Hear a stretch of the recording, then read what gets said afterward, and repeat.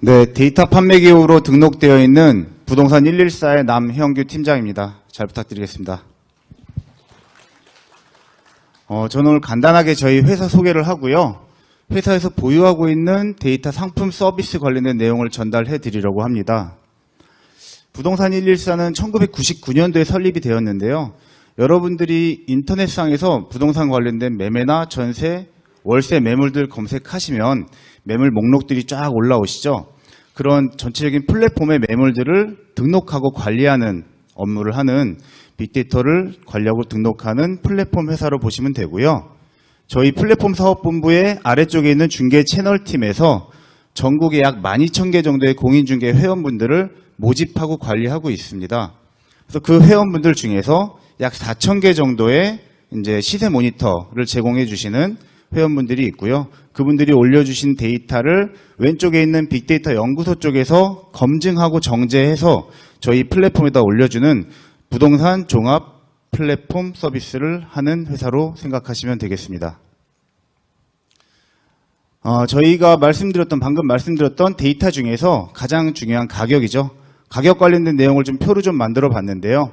오른쪽부터 한국감정원에 2013년 10월부터 공개를 하기 시작했고요.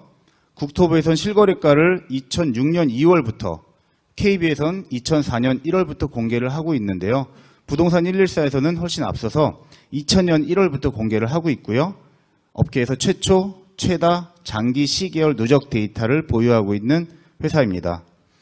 이런 데이터들을 바탕으로 해서 시공이나 시행, 분양대행 같은 건설 부동산 하시는 업종 쪽에서는 관련 부동산 시장에 대한 동향을 분석하고 분양가를 산정한다든가 입주나 분양 일정 등을 조정하는 전체적인 시장 분석을 하는 데 쓰이고 있습니다. 이런 데이터들은 저희가 REPS라고 하는 랩스라는 프로그램을 통해서 제공해드리고 있는데요. 부동산 시계열 통계 데이터 프로그램, 저희는 랩스라고 부르고 있습니다. 해당하는 프로그램 통해서 다 제공을 하는데요. 전국 부동산의 입주와 입주 예정, 그리고 분양 같은 경우에는 기분양물과 분양 계획분들, 그리고 입주자 모집 공고를 포함한 내용들을 보내드리고요. 전국에 형성되어 있는 현재 시점의 매매, 전세, 월세 등의 시세들도 제공해드리고 있습니다.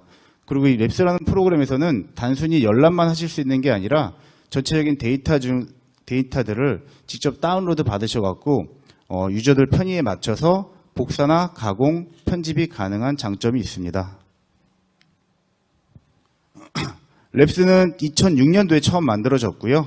2013년도와 17년도에 두 번의 업그레이드를 통해서 현재 3.0 버전으로 제공해드리고 있습니다.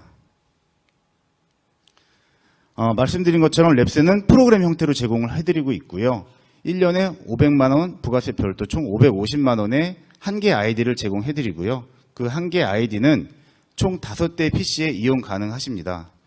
랩스에 올라가 있는 데이터들은 저희의 공인중개 회원분들께서 비대면 조사를 통해서 작업을 해주시고요. 전국의 전수조사 690만 개 호 정도를 전수조사하고 있는데요. 이 690만 호가 지금 조사하고 있는 규모 중에 가장 최대 규모입니다.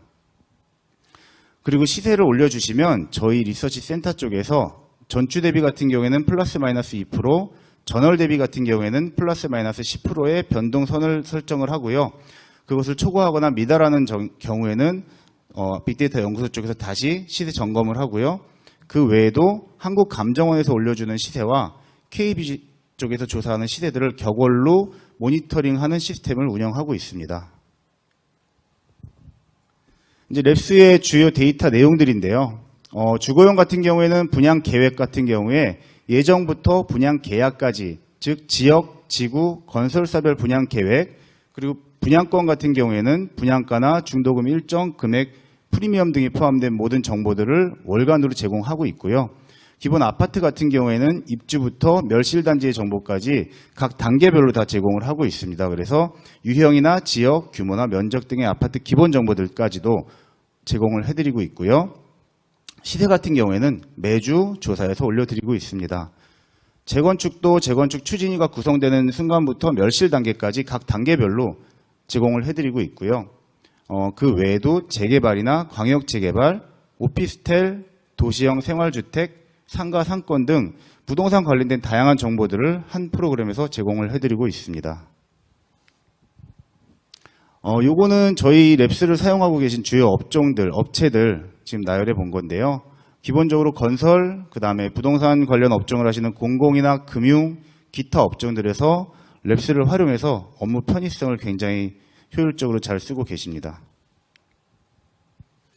그리고 랩스를 통해서 전체 데이터를 받으실 수도 있는데요. 만약에 해당 기업에서 나는 특화된 지역, 아니면 소규모 지역, 아니면 시 정도 단위만 따로 구매를 원하실 경우에는 저희가 부동산 개별 DB도 판매를 하고 있습니다.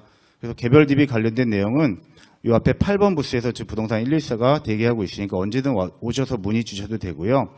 이 받으신 자료 맨 마지막 장에 보면 담당자 연락처들이 다 나와 있기 때문에 그쪽으로 문의 주시면 저희가 상세하게 응대해 드리도록 하겠습니다. 요거는 랩스의 활용 예시인데요.